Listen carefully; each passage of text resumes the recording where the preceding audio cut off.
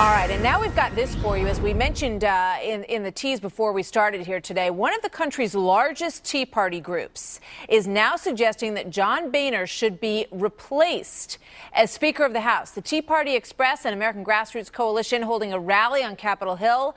The message to the GOP House leadership: don't compromise with our fiscal values. Jenny Beth Martin is co-founder and national coordinator of the Tea Party Patriots, and she joins me now. Welcome. Good to have you here today.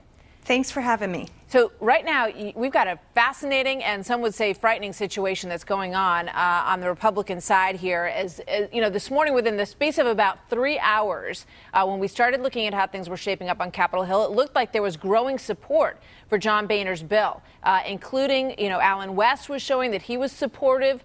Kevin McCarthy was showing that he was supportive. And now we've got this message coming from the Tea Party, hold the line. Where does this shake out? And do you really want to get rid of John Boehner? Well, we have 74% of our people who say they'd like to see a new speaker or at least consider having a new speaker. We're not satisfied with what Congress is doing. There's no principled leadership. The plan that Boehner has put forth, it does not address the real problems, which are the overspending that's going on right now today. In his plan promises cuts in the future, and we've seen he can't even keep the promises he made. How can he expect a future Congress to keep his promises?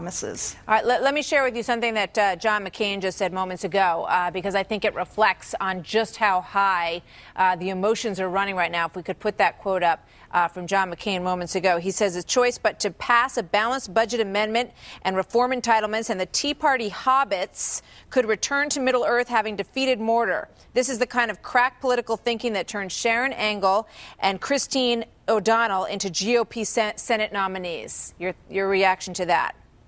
Well, John McCain, he isn't our president. Part of the reason he isn't our president is because he hasn't been tough enough. He wasn't tough enough, and there wasn't a big distinction between him and President Obama, and he's showing that once again now.